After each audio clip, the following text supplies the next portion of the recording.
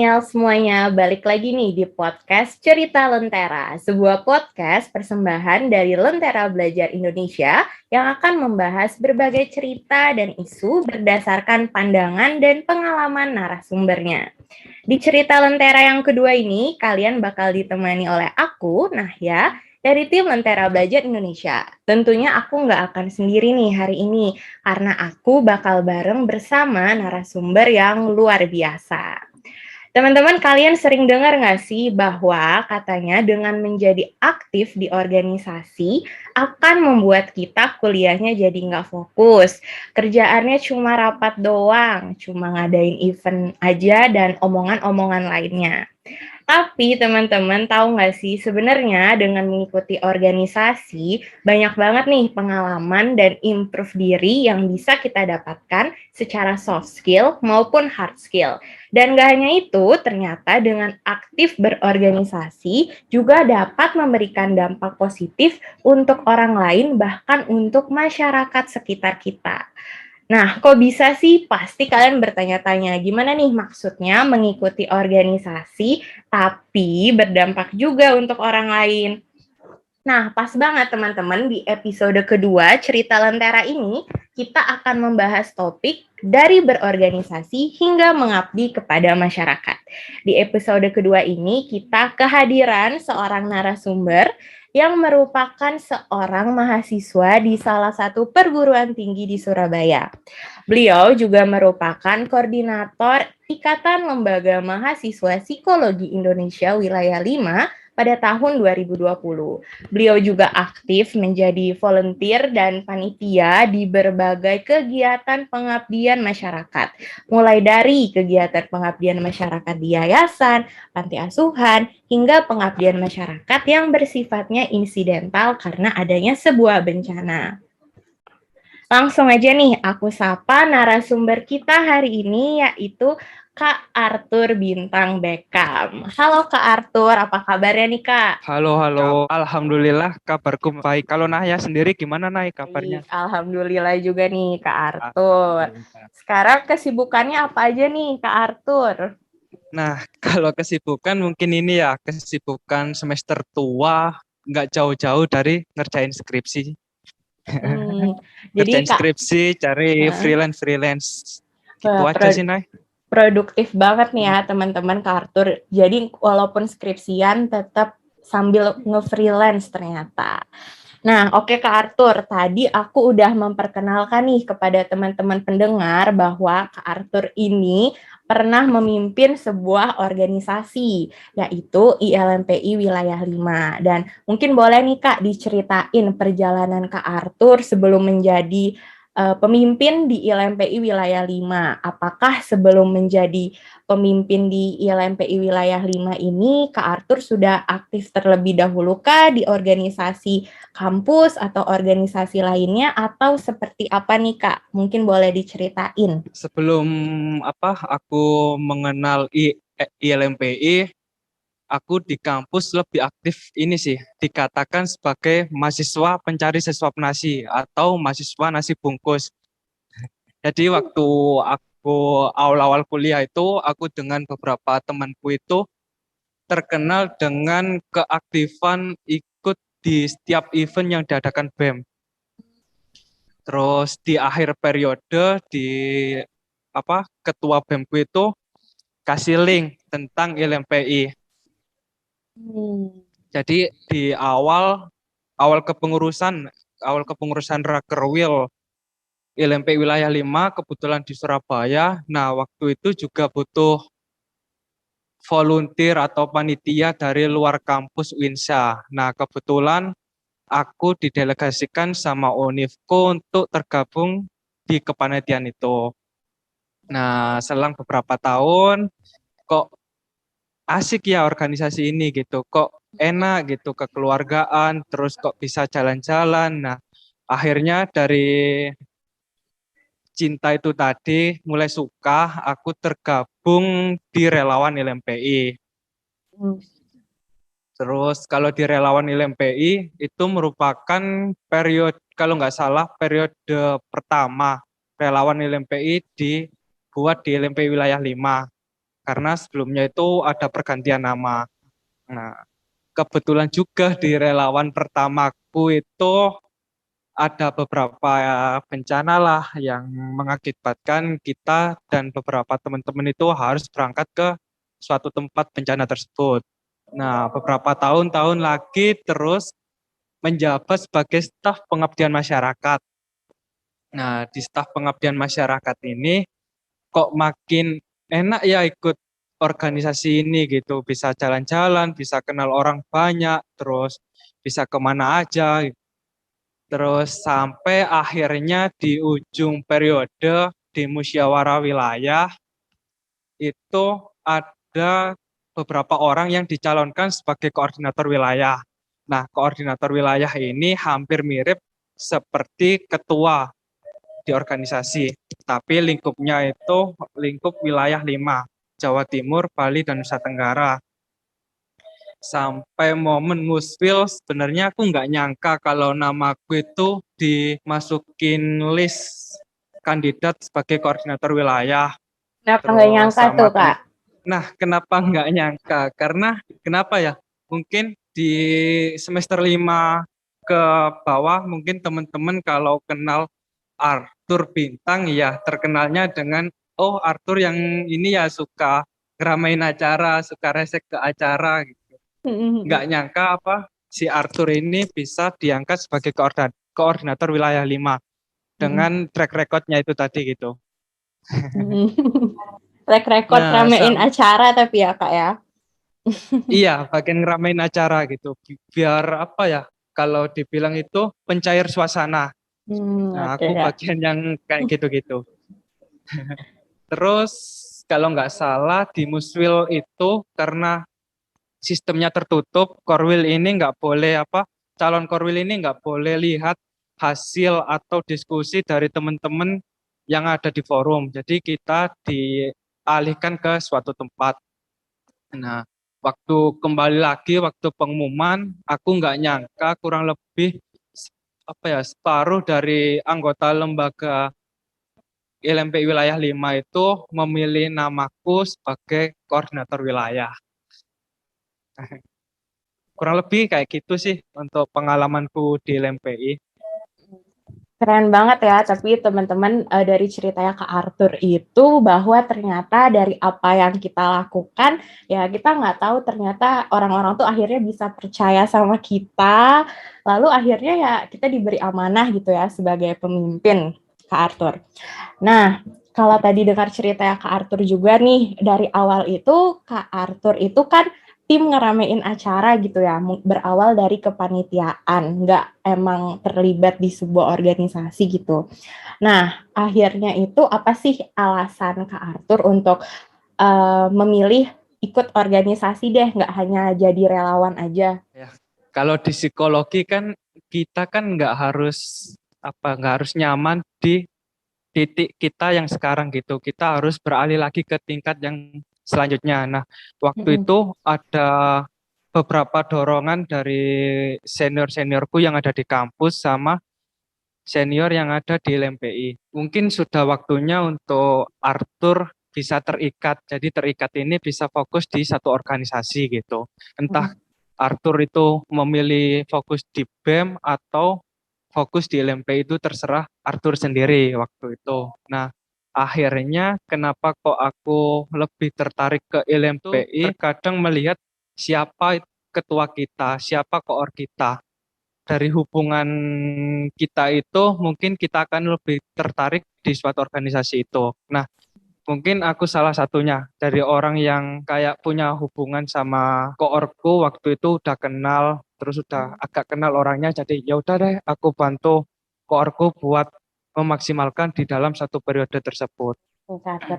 Berarti dari kenyamanan dan rasa kekeluargaan yang Kak Arthur rasakan itu sendiri ya, berarti. Iya. Oke. Nah, di sini aku bisa menyimpulkan nih kalau misalnya Kak Arthur itu adalah salah satu orang yang aktif berkecimpung di dunia pengabdian masyarakat. Karena dari awal Kak Arthur masuk organisasi pun karena mengikuti acara relawan. Terus ketika masuk pun divisi yang dipilih adalah divisi pengabdian masyarakat. Benar ya Kak Arthur ya? Iya, di Nah, pengabdian masyarakat. kalau boleh tahu nih, kenapa sih dari semua divisi yang ada, Kak Arthur ini akhirnya memilih untuk berkecimpung di dunia dan divisi pengabdian masyarakat? Padahal kan kalau dengar omongan orang tuh divisi pengabdian masyarakat tuh capek, ribet, terus kita harus ke sana, ke sini, dan sebagainya. Ya, alasanku kenapa kok aku lebih pilih ke pengabdian masyarakat. Waktu itu ada dua pilihan sih, Nay. Aku kalau di Orkem itu Hmm. di Kominfo buat edit-edit Hmm. poster. Tetapi waktu itu kok Kominfo ya menurut aku kok gini-gini aja gitu, nggak ada tantangan lagi.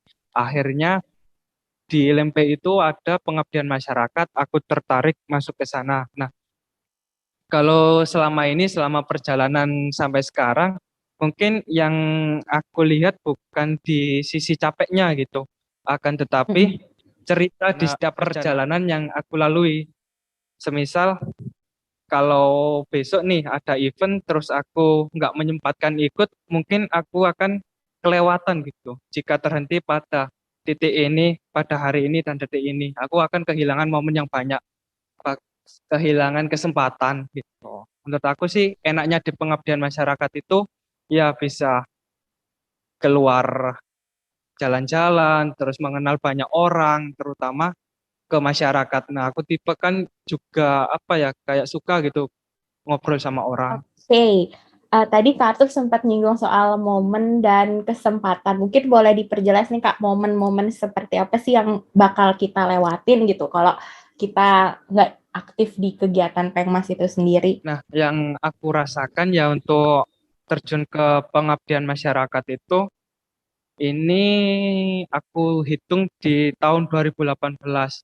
Di tahun Mm-mm. 2018 itu sebelumnya kayak aku ini kehilangan sifat sosialku gitu.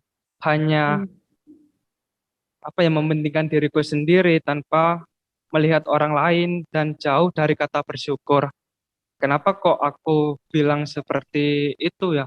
Dari tahun 2018 sampai terakhir itu tahun 2020, aku bertemu dengan beberapa orang, terus bertemu dengan adik-adik warga yang rumahnya itu menurut aku ya itu sangat memperhatikan gitu.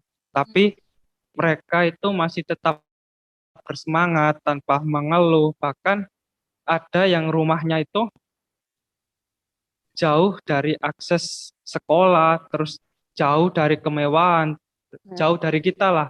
Nah, kita sendiri kan terkadang kayak, aku kok kurang gini ya rumahku ya. Hmm. Terus kayak baju-baju, oh besok ada flash sale gitu, harus beli, harus beli. Tetapi waktu aku lihat orang-orang yang di sana, kok Mm-mm. mereka bahagia, mereka itu kok sangat simpel gitu. Bersyukur mereka itu lebih besar daripada aku yang sering kekurangan pada waktu itu.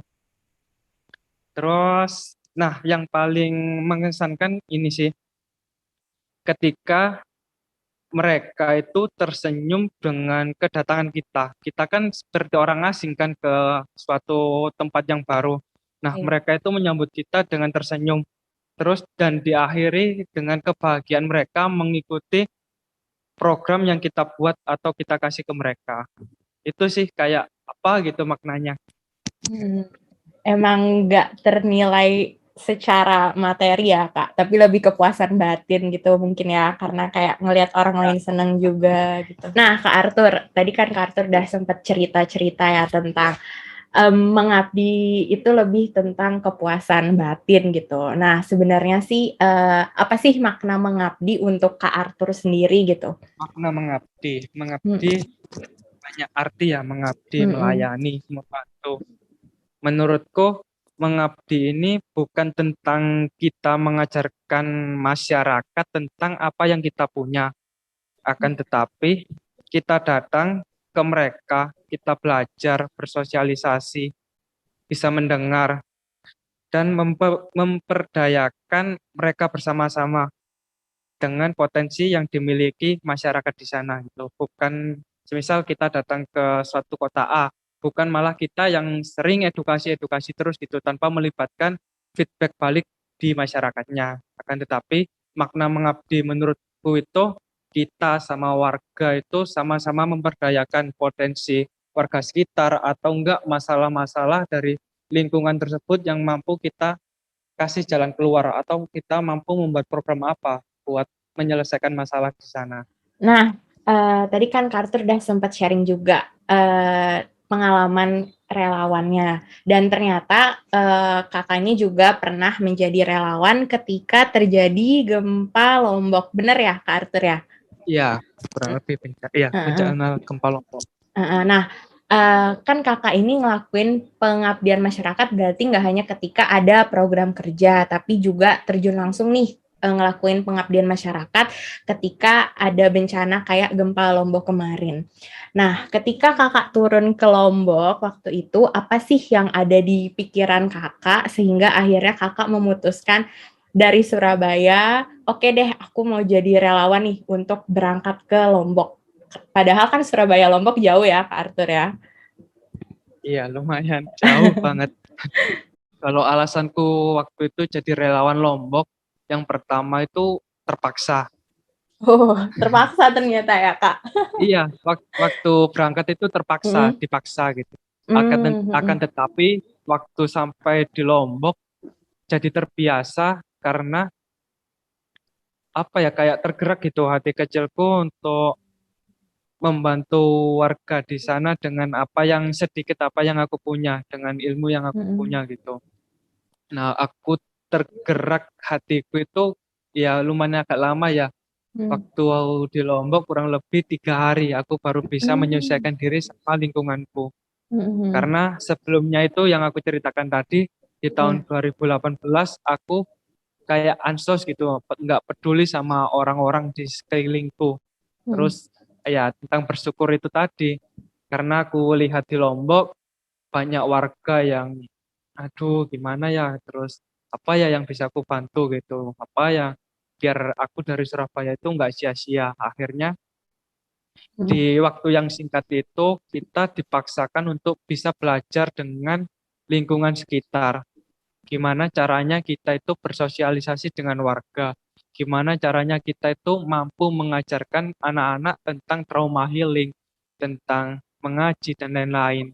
Mm. Kalau boleh tahu waktu ke Lombok itu berapa lama Kak Arthur di Lombok? Kurang lebih itu 7 hari, Oh, kurang lebih lama ya. lumayan lama. Mm. Terus di Berarti, tahun itu mm. juga banyak bencana. Iya, oh iya.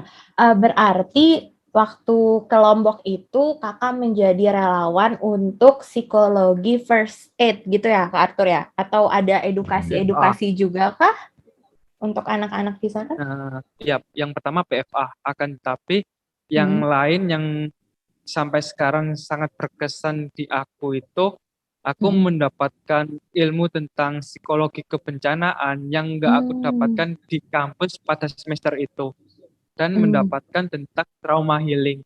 Nah, trauma Hmm. healing ini kan kalau kita ikut kursus kan mahal, Hmm. tetapi waktu itu kita dikasih ilmu tentang hipnoterapi sama Pak Fahril yang beliau sangat telaten gitu melatih kita. Ya, yang paling susah kan ini yang menembus critical area seseorang. Nah, kita waktu itu di 3 hari itu bukan dipaksakan ya, Hmm. diajarkan tentang gimana caranya kita itu menerapi orang, terutama anak kecil yang Hmm. batasannya masih kita kejar lah tentang critical area Iya. itu. Kita Hmm. tembus. Nah, kalau ngomongin tentang pengalaman kakak yang paling berkesan ketika berpartisipasi dalam kegiatan pengabdian masyarakat itu, apakah ketika terjun ke Lombok atau ada pengalaman lain nih Kak, yang kakak rasa paling berkesan ketika melakukan pengabdian masyarakat? Dan kenapa itu menjadi yang paling berkesan? Kalau yang berkesan itu aku ketemu anak ABK, Hmm. terus yang kedua itu ketemu warga, bukan warga ya, mayoritas ya warga sama anak kecil lah, di Hmm. mana tempat tinggal mereka itu di Surabaya, akan tetapi Surabaya yang sisi lain gitu. Kok ada ya di Surabaya itu tempat yang seperti ini gitu. Surabaya kan terkenal dengan Kota kota besar yang gitu ya, besar, Kak. iya, yang bersih gitu. Tapi kok Mm-mm. bisa ya warga itu tempat tinggalnya itu di bawah jembatan tol yang dimana kita itu Hmm. kalau ke sana itu harus nunduk, dan Hmm. di sisi lain ya sisi apa kayak kesehatan itu Hmm. jauh, ya jauh dari tempat yang layak gitu, jauh dari gizi yang baik menurutku. Hmm. Aku yang Berarti paling yang berkesan ya di itu ke warga-warga yang sisi lain kota Surabaya. mm-mm. Berarti ternyata yang berkesan itu ketika kakak turun ke warga-warga di sisi lain di Surabaya. Nah, kalau yang pertama itu Kak, yang ABK, boleh diceritain nggak kenapa itu juga menjadi pengalaman yang berkesan untuk Kak Arthur? Kalau anak ABK ini kenapa kok paling berkesan? Sebenarnya Mm-mm. waktu kita datang ke sana itu kita nggak tahu anak ABK-nya ini yang tipe seperti apa gitu. Mm-mm. Terus waktu hari H kita ke sana ternyata nggak sesuai dengan apa yang kita rancang ya, sesuai dengan modul yang kita buat gitu. Gimana Mm-mm. caranya kita itu membiasakan dengan mereka, gimana caranya kita itu berinteraksi. Nah, berinteraksi ini yang momen yang aku sulit dapatkan kalau nggak ikut kegiatan itu gitu. Gimana caranya kita itu mampu berinteraksi dengan anak ABK, mempraktekkan ilmu-ilmu yang pernah kita dapat di kampus. Nah, itu menurutku yang paling berkesan itu yaitu ketemu anak Mm-mm. ABK, kita mampu bermain dan belajar sama mereka. Mm-mm. Jadi kalau yang sama adik-adik yang ABK ini mungkin lebih kayak gimana tiba-tiba bisa adaptif gitu ya Kak, nggak sesuai modul tapi Nah, tetap harus nggak sesuai. adaptif gitu. Oke, nah kalau yang tadi ketika bertemu warga itu, kalau boleh diceritain Kak, karena itu berkesan, kegiatan pengabdian masyarakat seperti apa sih yang dilakukan di sana sehingga selain tempatnya yang membuat Kakak terkejut ya, tapi kegiatan seperti apa sih yang dilakukan di sana sehingga itu membuat berkesan untuk Kak Arthur sendiri? Kenapa kok di kegiatan itu paling berkesan ya? Hmm. Tempatnya itu di Kampung 1001 Malam, Surabaya. Nah, di situ juga aku dulu sebagai staf BPPM, Hmm. aku ikut konsep, membuat konsep acara ke teman-teman relawan dan ikut survei. Nah, waktu ikut survei ini, aku yang paling kaget itu ya ketemu orang makan di apa ya, di tempat yang menurut itu nggak layak buat kita itu makan di situ gitu. Kok bisa mereka itu makan di situ gitu dengan apa ya, dengan nyamannya gitu, atau enggak udah terbiasa, aku kan nggak tahu. Terus sampai ke tempat ya yang mayoritas RT-nya itu banyak anak kecil. Nah, waktu lihat anak kecil itu mereka kok masih semangat ya untuk bermain, terus nggak pernah kayak minder gitu ketemu dengan kita orang baru. Takutnya kan waktu itu kalau mereka minder gimana kita cari datanya gitu. Nah, di salah satu anak yang pernah aku tanyain itu, kamu sekolah atau enggak gitu. Dia itu jawab sekolah, akan tetapi akses sekolahnya ke rumah, dari rumah ke sekolahnya itu lumayan jauh. Terus kalau banjir, ya kayaknya ya nggak bisa ke sana gitu, atau nggak naik getek lah orkas ke sana kalau memang banjir. Nah, semangat dia apa bersekolah dengan segala rintangannya itu yang membuat aku kuliah terus kosanku nggak jauh dari kampus aja sering sering nggak masuk, sering telat gitu. Ini aja ada adik kecil yang apa rumah sama tempat dia sekolah jauh, tapi dia itu antusias gitu setiap berangkat ke sekolah, setiap dia menceritakan keseharian dia waktu di sekolah. Nah, kenapa kok yang kita yang mahasiswa kok sering bolos? Kenapa kok kita yang dikasih akses orang tua kita dengan kos-kosan yang paling dekat dengan kampus meskipun harga mahal, malah kita malas-malasan untuk ke kampus, bahkan nggak kuliah. Nah, itu sih yang bisa apa menurut aku sangat berkesan gitu. Oke, Di aku sisi juga. lain kalau eh, di Gimana luar Kak? itu di luar itu juga di konsep acara. Kenapa kok menurut aku Hmm. paling berkesan? Karena waktu itu kalau boleh menceritakan, Hmm. relawan yang bisa bergerak itu juga nggak terlalu banyak gitu di setiap wilayah. Akan tetapi Hmm. waktu itu aku bisa mengumpulkan anak-anak relawan wilayah 5 karena Hmm. ini proker kita terakhir, gimana caranya kita harus kumpul, Hmm. entah dana itu nanti kita dapat dari mana, yang penting kita buat acara aja gitu. Terus Hmm. banyak yang nyumbang gitu.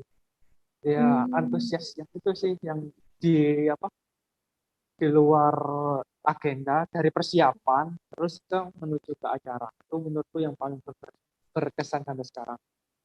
Oke, aku juga dengar cerita Kak Arthur tadi ikut terkesan ya teman-teman yang mendengarkan karena menjadi self reflection juga untuk diri aku sendiri untuk lebih bersyukur kayak yang tadi disampaikan oleh Kak Arthur. Nah, Kak Arthur, menurut Kak Arthur sendiri nih, kenapa sih kita sebagai mahasiswa ataupun sebagai individu harus aktif dalam kegiatan pengabdian masyarakat. Di luar terpaksa karena harus ngumpulin poin kampus mungkin ya Kak untuk di beberapa kampus gitu. Ya, karena kita tagnya malam ya aku ibaratkan itu kayak kita lagi makan. Hmm. Menurutku kuliah itu piringnya gitu. Hmm. Kegiatan kelas dengan segala tugasnya adalah nasi dan kerupuk. Kalau kamu puas makan nasi dan kerupuk, itu cukup buatmu bertahan hidup. Akan tetapi, organisasi, pergaulan, bermasyarakat, diskusi, dan kegiatan yang lain itu adalah lauk pauk dan sayuran yang kamu letakkan di piring pengalamanmu selama berkuliah gitu. Ibaratnya kita nih kuliah kurang lebih 3 sampai 3,5 atau enggak 4 tahun lah. Kita kuliah aja kan nggak enak gitu, kan rasanya kayak hambar gitu. Ibaratnya kan kayak makan tapi nggak ada lauknya gitu. Terus kalau kita selama 4 tahun, terus kebanyakan lauk, itu juga nggak enak. Karena kita juga nggak akan bisa fokus, kita juga nggak akan tahu makna keenakan di setiap lauk yang kita makan. Jadi, organisasi sih boleh, kegiatan bermasyarakat ataupun kegiatan yang lain itu juga boleh, akan tapi kita tahu nih porsi kita itu sejauh mana untuk menjadi untuk semua yang kita lakukan itu menjadi nikmat gitu. Kita nggak merasa terbebani, kita nggak merasa capek, kita nggak merasa kok ikut ini kok malah habisin uangku gitu kan. Tapi kita tahu porsinya masing-masing. Oke Kak Arthur. Nah, balik lagi nih Kak, ngomongin tentang kepemimpinan seperti yang tadi udah kita omongin di awal. Nah, Kak Arthur kan bisa dibilang menjadi pemimpin itu karena diberi kepercayaan gitu ya Kak oleh teman-teman waktu itu.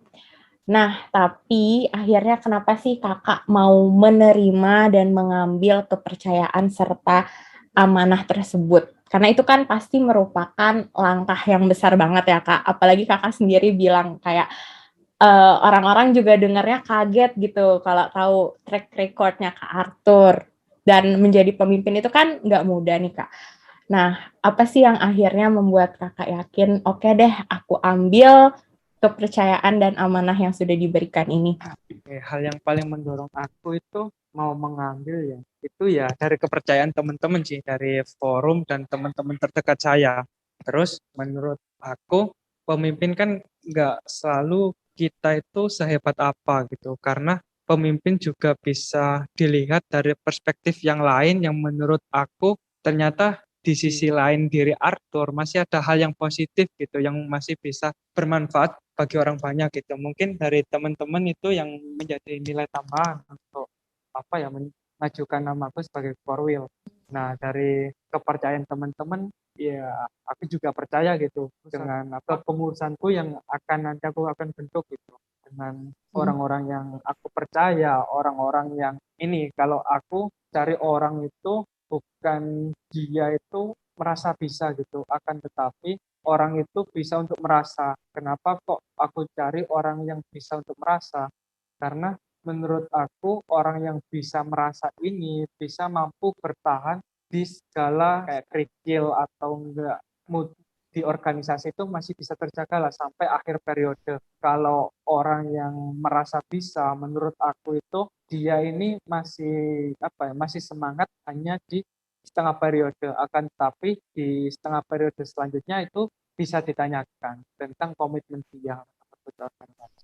Bener banget Kak Arthur. Aku juga setuju banget dengan statement itu. Itu juga salah satu value kita ya Kak di Lentera Belajar Indonesia. Kalau kita tuh sangat welcome untuk teman-teman yang mau belajar. Nggak apa-apa kalau nggak bisa, yang penting memiliki semangat untuk belajar. Karena menurut aku sendiri, setiap hari itu kita terus-menerus belajar dan bertumbuh gitu. Tapi kalau orangnya sudah merasa bisa, malah jadinya menutup diri untuk berkembang. Gitu sih, Kak. Kalau menurut aku ya, sebagai tambahan. Jadi Hah? kayak ini sih Nay. Hmm. Kita itu harus kasarnya ya, kita itu Hmm. harus bodoh gitu. Karena Hmm, kenapa kok benar. kita harus bodoh? Karena menurut aku kalau kita udah merasa pintar, kita udah Hmm. nggak mau kayak diskusi sama teman kita, Hmm, nggak mau benar. diskusi sama senior kita. Jadi perspektif yang kita miliki itu akan sempit. Hmm. Tetapi kalau kita merasa bodoh kan kita kan agak haus Hmm. akan keingintahuan Ilmu. gitu. Oh, Hmm. kayak gini ya gitu. Jadi enak gitu. Benar-benar. Padahal walaupun kita pinter, itu tuh atau udah tahu duluan, itu bukan berarti satu-satunya sisi atau perspektif yang ada. Misalnya kalau ngelihat masalah, masih banyak perspektif lain yang mungkin nggak terlihat oleh mata kita. Disitulah kita butuh orang lain. Itu mungkin ya Nah, Kak Arthur poinnya. iya. Oke Kak Arthur. Nah tentunya nih Kak, kalau memimpin organisasi itu nggak mudah banget untuk menyatukan berbagai pendapat dan berbagai persepsi yang ada di antara seluruh pengurus kita. Kalau kakak sendiri nih, dulu gimana sih caranya untuk menyelaraskan semua pendapat dan pemikiran dari teman-teman pengurus organisasinya Kak? Kalau aku mulai di lingkup yang paling kecil. Di lingkup Mm-mm. paling kecil ini ada koor sama koor badan. Nah, di koor badan ini kan kita mungkin teman-teman ikut karena ya itu tadi kita itu ada hubungan entah kita itu udah saling mengenal, udah lama di organisasi ini dan lain-lain. Nah, dari orang yang sudah mengenal kita harus mengenal teman-teman yang lain dari semisal koor yang A, koor B, kita kan mengenal kayak karakter. Misal aku kayak kasih arahan ke koor A kalau nadanya kayak gini bisa diterima atau enggak ya? Kalau di koor B gimana ya?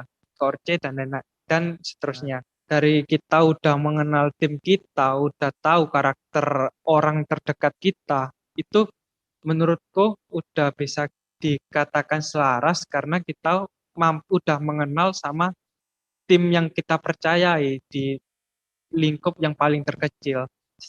Setelah lingkup yang paling terkecil itu ada lingkup yang paling besar di staff. Nah, di staff ini juga akan kayak random gitu. Orang-orangnya kan lebih banyak lagi. Kita juga agak PR banget gitu untuk mengenal orang satu persatu. Akan tapi yang paling mudah itu lewat koor itu tadi, orang yang menurut kita udah kita percaya. Gimana sih orang kayak orang ini, stafmu yang ini gitu, apa sih susahnya, apa sih kendalanya selama ini. Nah, setelah kita mengenal itu tadi, udah tahu itu tadi ya, kita itu juga harus tahu nih cara memotivasi, cara instruksi ke teman-teman. Semisal di salah satu koorku mempunyai kesalahan, bukan bukan aku iakan memarahi dia terus-terusan gitu. Setelah kayak dia kita marahi atau enggak kita evaluasi, seharusnya kita itu harus membangkitkan semangat dia kembali gitu. Nah, itu sih susahnya.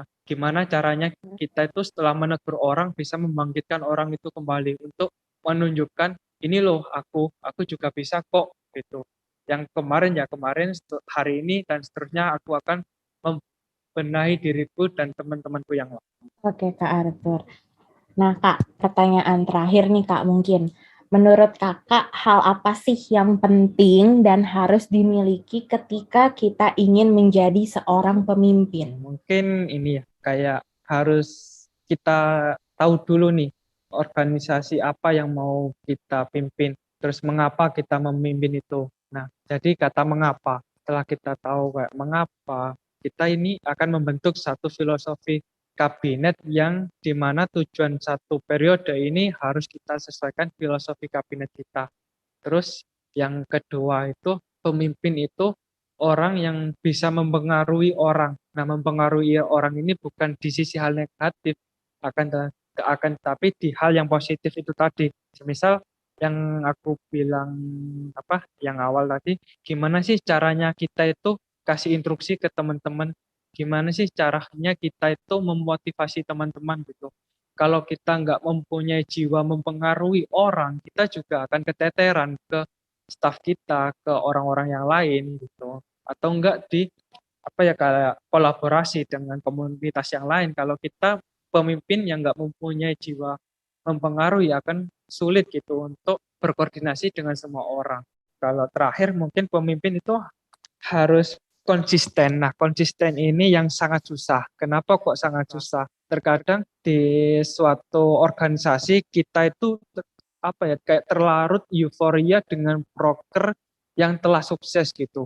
Kita lupa gitu. Setelah broker ini sukses, selanjutnya itu apa gitu. Semisal kalau mau buat podcast, ya kita tentuin 1 bulan ini berapa kali rilis podcast ini. Bisa nggak kita konsisten di 1 tahun, setiap bulannya itu kita rilis podcast di tiap minggunya atau apa gitu. Tentunya kayak gitu sih, Nay. Kalau Oke, berarti yang aku highlight itu kita harus bisa nentuin dulu nih tujuan organisasi kita mau dibawa kemana, visi, misi, terus akhirnya bisa deh ke bagaimana cara kita berkomunikasi dengan teman-teman pengurus lainnya. Mungkin kayak gitu ya, Kak Arthur. Oke, Kak Arthur. Nggak kerasa nih, Kak, kita udah sampai di penghujung podcast kita kali ini.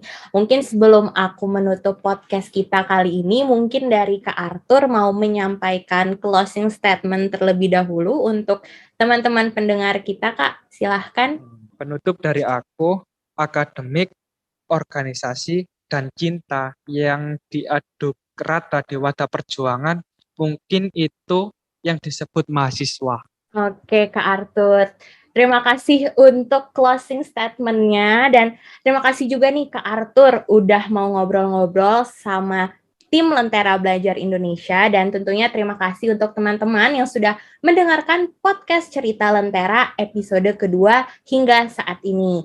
Saya Nahya selaku host dari podcast Cerita Lentera episode kali ini memohon maaf apabila terdapat kekurangan dan kesalahan kata baik yang disengaja maupun yang tidak disengaja selama podcast ini berlangsung. Semoga cerita Lentera yang kedua ini dapat memberikan insight dan perspektif baru untuk teman-teman pendengar semuanya. Terima kasih sekali lagi, stay healthy dan sampai jumpa di cerita Lentera selanjutnya.